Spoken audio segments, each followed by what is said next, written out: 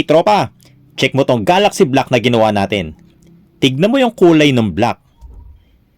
May lumalabas na parang mga glitters, tropa, oh. At yung kulay niya nagre-rainbow. Ang tawag natin dito, Galaxy Black. Gusto mo bang malaman kung ano-anong kulay ng mga samurai paint ang ginamit natin dito? Watch mo yung buong video, tropa, na sa ganun makakuha ka ng idea at magaya mo sa mga DIY projects mo. Alright, at ito yung front fender natin ng Click i125, tropa. Bagus to, no? So, ang dating kulay niya, silver gray.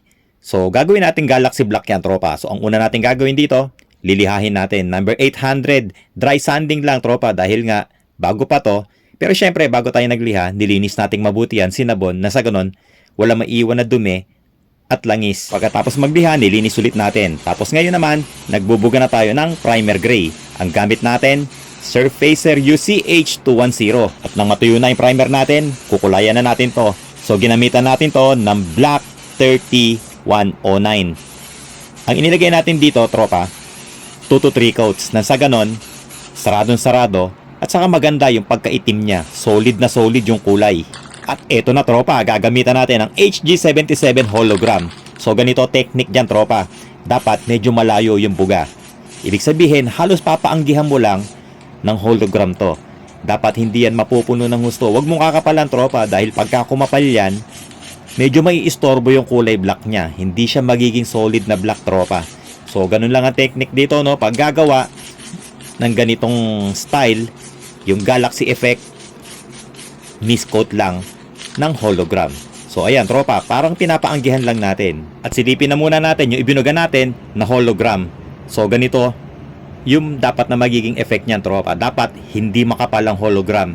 Na sa ganon, solid pa rin yung black natin. Alright, so ngayon naman magbubuga na tayo ng top coat clear. At ang gamit natin, Clear 1128. So, ang ginawa ko dito, tropa, binugahan ko to ng Clear 1128 ng 3 layers. Tapos, pinatuyo kong mabuti yan. Maghapon, tropa. And then, nag-wet sanding ako, ginamitan ko ng liha na number 800. Kaya itong ginagawa ko ngayon, itong ibinubuga ko, last and final coat na to.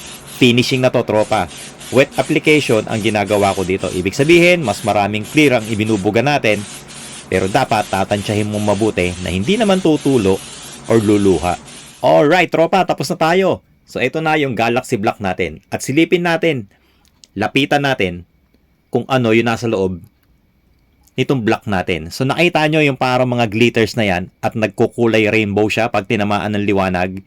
Yan, yung HG77 hologram na ibinuga natin na miscoat lang, tropa. Dapat hindi yan makapal, ha. Dapat tansyado nyo yung buga ng hologram. Na sa ganon, hindi maistorbo yung pagka-black niya. Kasi ang tendency niyan, tropa, kapag kumapal yung hologram, medyo maiiba yung kulay nung base. Ibig sabihin, hindi siya nagiging solid na black. Para siyang nagiging gray. So, kaya naman, Galaxy Black ang tawag natin dito dahil nga, black na black pa rin siya, tropa. Nakikita lang naman yung hologram o yung mga malilit na glitters ng hologram kapag ka nasisinaga ng liwanag. So, ganyan, tropa, no? At least, nagkaroon na kayo ng idea. Alam nyo na, ang diskarte, paano makagawa ng mga ganitong design. Pwede yan sa lahat ng mga dark colors, tropa. So, ayan, sana nakakuha na naman kayo ng kaunting kaalaman. Sana nakakuha na naman kayo ng kaunting idea kung paano gumawa ng Galaxy Black.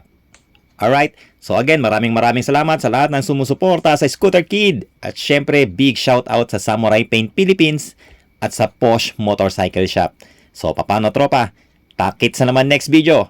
Ride safe palagi. Peace!